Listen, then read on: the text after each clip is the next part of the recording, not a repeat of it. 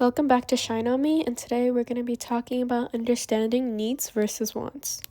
We have a few learning goals today, first being understanding the differences between needs and wants, and also explaining why resources are limited and choices must be made.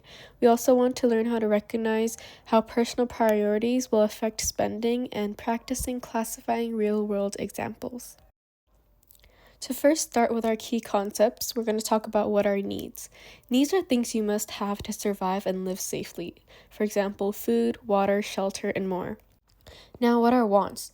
These are things you might like to have, but they aren't exactly necessary for survival. For example, they could be video games, designer shoes, or vacation trips, and more. So, why does this even matter in economics? This is because resources are limited. We don't have unlimited time, money, or materials. So, every choice has a trade off. Therefore, knowing the difference between the two will help in smart spending and budgeting. Even governments and businesses also face this choice when they're allocating their resources.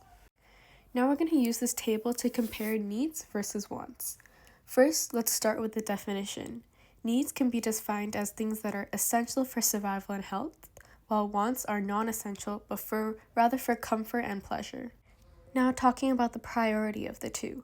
Needs must come first, while wants come after the needs are met. Now I'll give an example for both needs and wants. An instance I came up with was paying rent. If you don't pay rent, you won't have somewhere to live, therefore making this a need. However, an example for a want is wanting to buy a gaming console.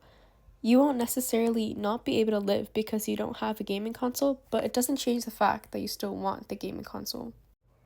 We have now gone over the main concepts so we can have a class discussion. If you're an educator, be sure to ask these to your students as well. First we have, is a smartphone a need or want? Why do you think that?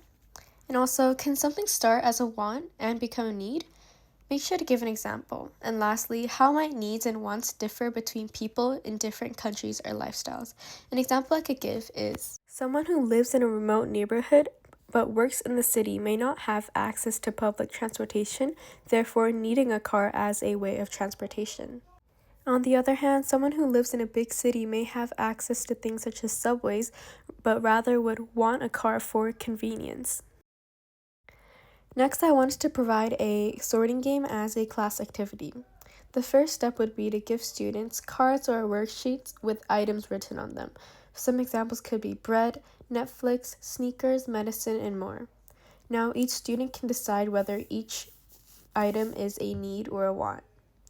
Lastly, you can discuss disagreements because, like the discussion question I mentioned, sometimes answers are context-based and may differ between whether an item is a need or a want.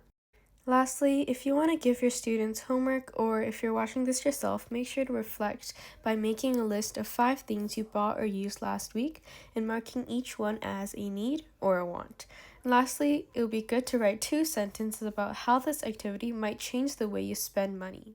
Thank you for watching and stay tuned for more videos on Shine On Me.